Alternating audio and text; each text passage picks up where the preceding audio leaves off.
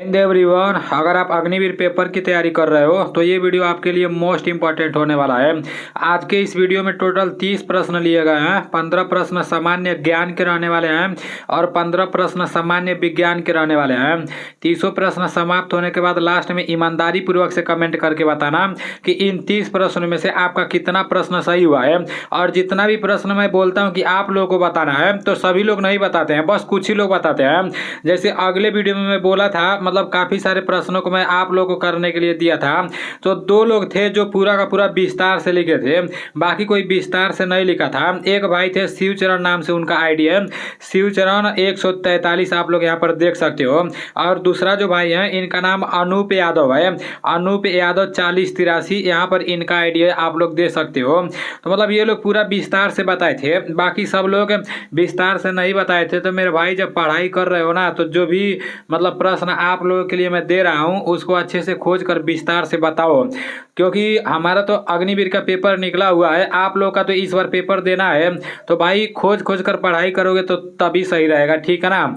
और जितना भी प्रश्न मैं आप लोगों को बताता हूँ ये प्रश्न पूछा गया रहता है। और पहले जो इंडियन आर्मी के पेपर में प्रश्न बनता था ना, अकबर बाबर हुमायूं से, मतलब उन सब चीज़ों से बहुत ज़्यादा प्रश्न बनता था। लेकिन प्रेजेंट टाइम में तो करंट का सबसे ज़्यादा प्रश्न बनाया जा रहा है। तो मैं हमेशा आप लोगों को करंट का भी प्रश्न बताते रहता हूँ और ऐसा भी प्रश्न पूछा जाता है, ठीक है ना।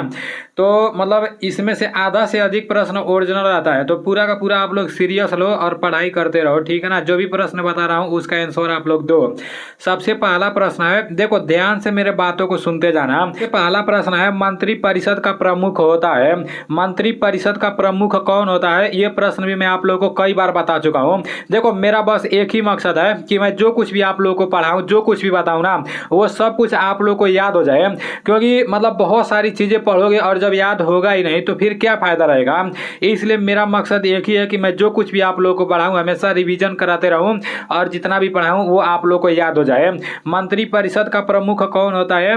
स्पीकर, राष्ट्रपति, गृह मंत्री और प्रधानमंत्री। तो इसका राइट आंसर प्रधानमंत्री आ जाएगा, ठीक है ना। मंत्री परिषद का प्रमुख कौन होता है? तो मंत्री परिषद का प्रमुख प्रधानमंत्री होता है। और वर्तमान में हमारे देश के गृह मंत्री कौन है? तो ये अमित शाह जी हैं, ठीक है ना। अमित शाह जी कौन है? तो ये हमारे देश के गृह मंत्री हैं।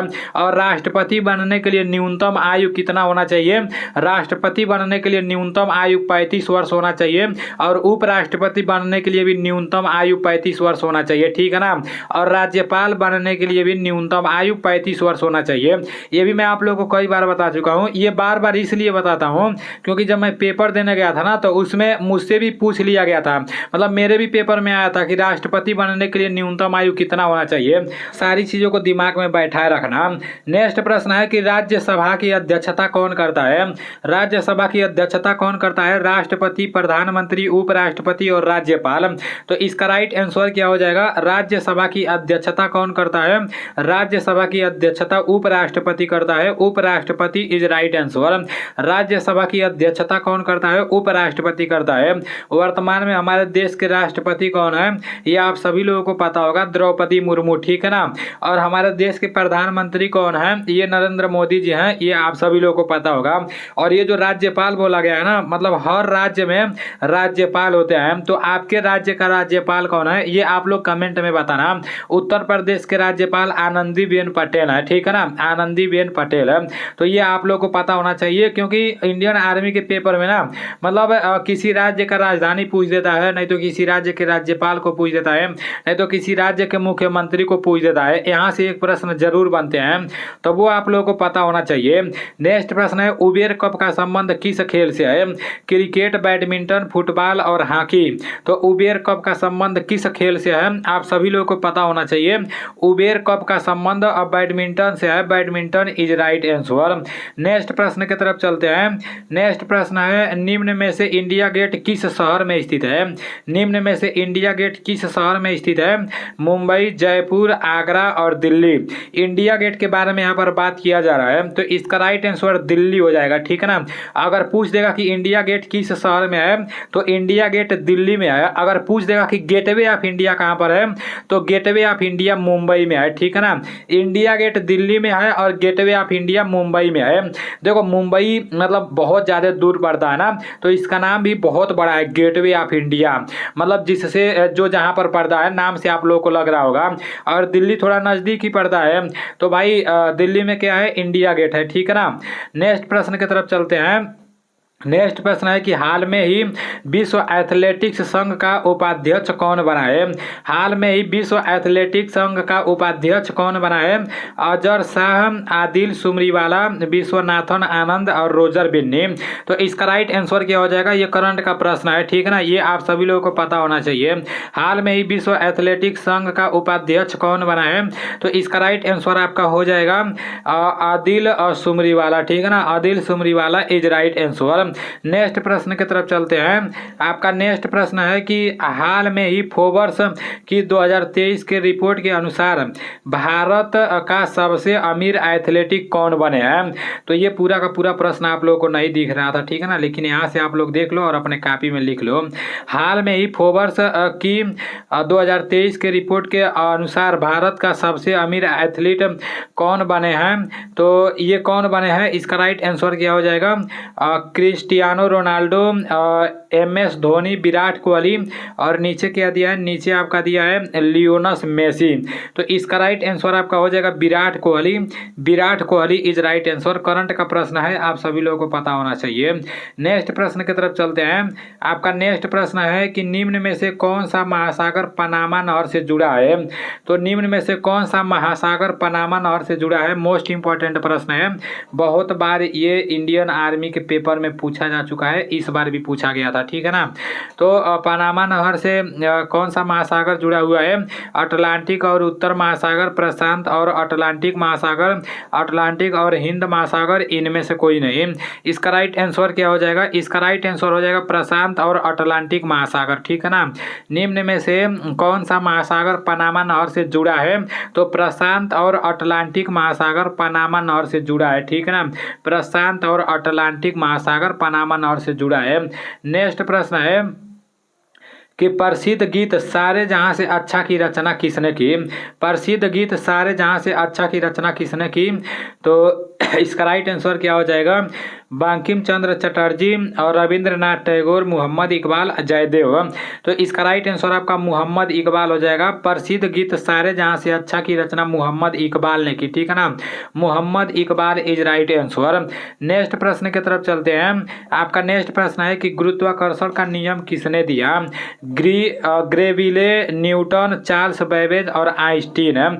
इसका राइट आंसर क्या हो जाएगा, इसका राइट आंसर न्यूटन हो जाएगा। Newton is right answer. पता है अभी मैं जो बोल रहा हूँ ना, जैसे मतलब मेरा आवाज़ थोड़ा अच्छे से नहीं आप लोग को सुनाई दे रहा होगा, क्योंकि तबीयत अभी उतना अच्छा नहीं है जितना होना चाहिए।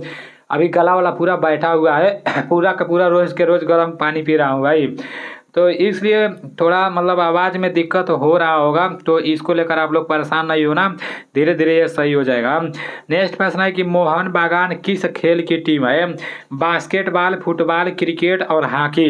इसका राइट आंसर क्या हो जाएगा, इसका राइट आंसर फुटबॉल हो जाएगा। Football is right answer. Mohan बागान किस खेल की टीम है, तो मोहन बागान फुटबॉल की टीम है, ठीक है ना, फुटबॉल इज राइट आंसर। ऐसा ही प्रश्न पेपर में पूछा जाता है। नेक्स्ट प्रश्न है अरुणाचल प्रदेश की स्थापना कब हुई थी। तो अरुणाचल प्रदेश की स्थापना कब हुई थी, 1987, 1963, 2000 और इनमें से कोई नहीं। इसका राइट आंसर 1987 हो जाएगा। 1987 is right answer. Arunachal Pradesh की स्थापना कब हुई थी, 1987 में हुई थी। नेक्स्ट प्रश्न है मैकमोहन रेखा भारत और किस देश के बीच लगती है। पाकिस्तान, अफगानिस्तान और नीचे दिया है आपका उत्तरी कोरिया और चीन है। तो जो मैकमोहन रेखा है ना, वो भारत और चीन के बीच लगती है, ये आप सभी लोगों को पता होना चाहिए। मैकमोहन रेखा भारत और चीन के बीच लगती है। प्रश्न है यूनियन बैंक ऑफ इंडिया का मुख्यालय कहाँ स्थित है। यूनियन बैंक ऑफ इंडिया का मुख्यालय कहाँ स्थित है, कर्नाटक, बड़ोदरा, मुंबई और दिल्ली। तो यूनियन बैंक ऑफ इंडिया का मुख्यालय मुंबई में स्थित है। Mumbai is right answer. Union bank of India का मुख्यालय कहाँ स्थित है? यूनियन बैंक ऑफ इंडिया का मुख्यालय मुंबई में स्थित है, ठीक है ना, Mumbai is right answer. Next प्रश्न की तरफ चलते हैं। आपका नेक्स्ट प्रश्न है कि मंगल पांडे 1857 के विद्रोह में कहाँ के सेनापति थे? मंगल पांडे 1857 के विद्रोह में कहाँ के सेनापति थे?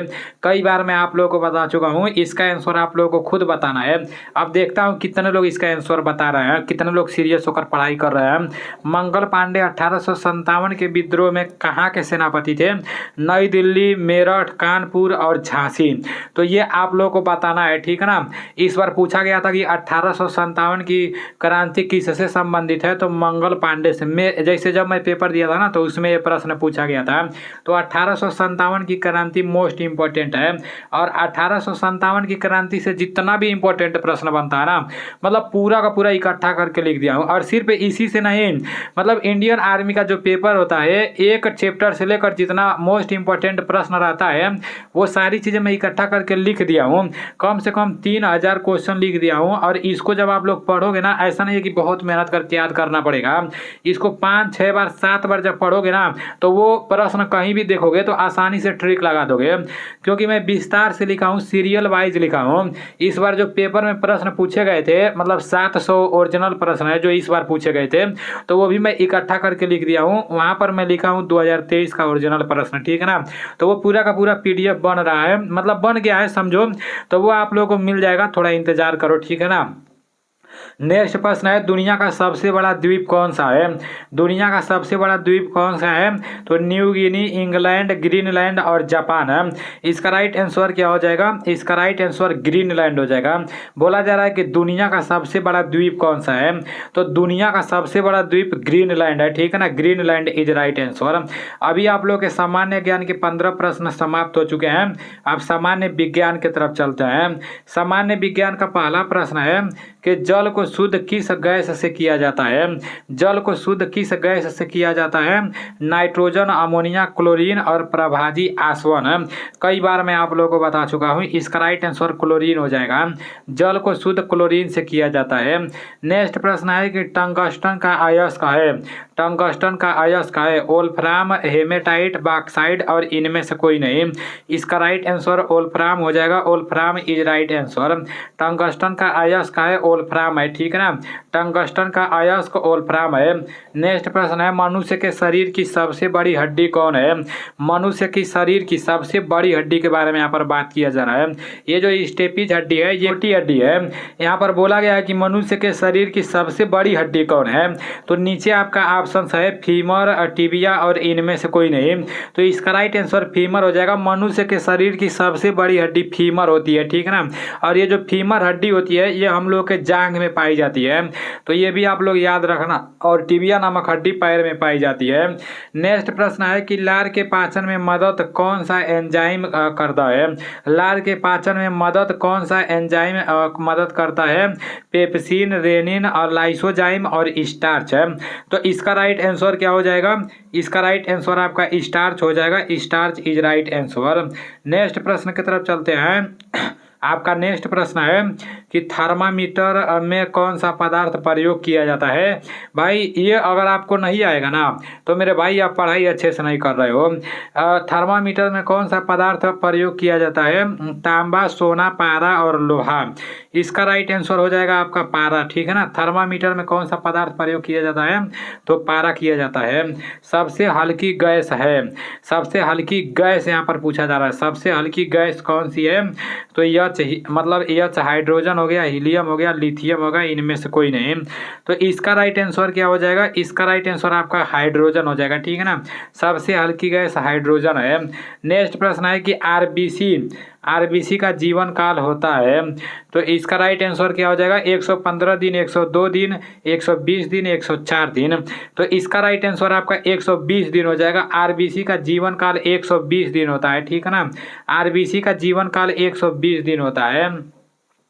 नेक्स्ट प्रश्न है वनस्पति विज्ञान का जनक कौन है। वनस्पति विज्ञान का जनक कौन है, तो थियोफ्रेस्टस और अरस्तु और लालोसियर लेवाइसियर होता है। यहाँ पर गलती से टाइपिंग हो गया है, ठीक है ना। रौनक भाई टाइपिंग किया है तो थोड़ा बहुत मिस्टेक कर दिया है, और इनमें से कोई नहीं। तो इसका राइट आंसर हो जाएगा Theophrastus. Theophrastus is right answer. Next प्रश्न की तरफ चलते हैं। आपका नेक्स्ट प्रश्न है कि ग्लूकोज का फार्मूला क्या है। ग्लूकोज का फार्मूला क्या है, ये आप सभी लोगों को पता होना चाहिए। इसका राइट आंसर आपका हो जाएगा C6H12O6, ठीक है ना। ग्लूकोज का फार्मूला होता है C6H12 और O6, तो आप सभी लोगों को पता होना चाहिए। प्रश्न है एसिटिक अम्ल का सूत्र क्या है।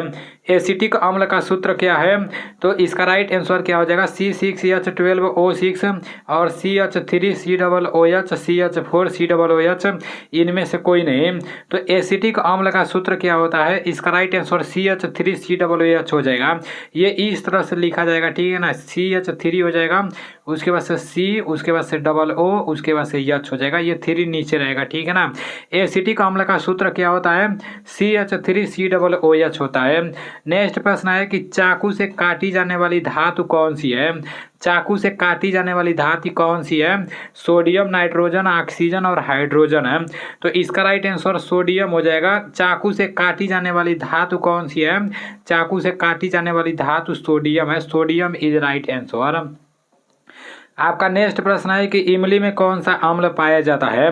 इमली में कौन सा अम्ल पाया जाता है, फार्मिक अम्ल, टार्टरिक अम्ल, मौलिक अम्ल, मैलिक अम्ल, और इनमें से कोई नहीं। तो इमली में कौन सा अम्ल पाया जाता है, इमली में आपका टार्टरिक अम्ल पाया जाता है। टार्टरिक अम्ल इज राइट आंसर। नेक्स्ट प्रश्न की तरफ चलते हैं। आपका नेक्स्ट प्रश्न है कि सर्वग्राही रक्त समूह है A, O, AB और B।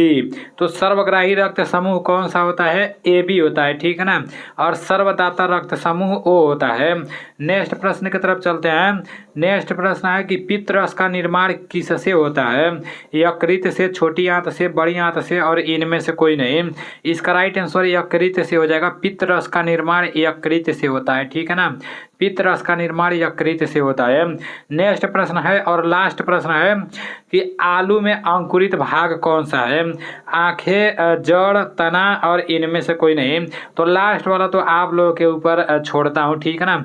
इस वीडियो में 2 प्रश्न आप लोगों के लिए छोड़ा हूँ, तो दोनों प्रश्न का आंसर आप लोगों को बताना है, कमेंट में जरूर बताना, ठीक है ना। और उम्मीद करता हूँ आज आप लोगों का 30 में से कम 25 प्लस सही हुआ होगा, क्योंकि सारा प्रश्न मैं आप लोगों को बता चुका था। साथियों को चैप्टर वाइज क्लास चाहिए तो वो लोग कमेंट करके बताना। एक चैप्टर से जितना इंपॉर्टेंट प्रश्न बनता है कोशिश करूंगा कि मतलब पूरा का पूरा चैप्टर एक ही वीडियो में मैं करा दूं, ठीक है ना। आप लोग कमेंट करना, अगर 100 कमेंट आएगा चैप्टर वाइज वाला ना, तो मैं आप लोगों को गारंटी के साथ बोल रहा हूँ कि मैं चैप्टर वाइज लाऊंगा ही लाऊंगा। लेकिन 100 कमेंट आप लोग का जिम्मेदारी है, 100 कमेंट करना है कि चैप्टर वाइज क्लास लाओ, ठीक है ना।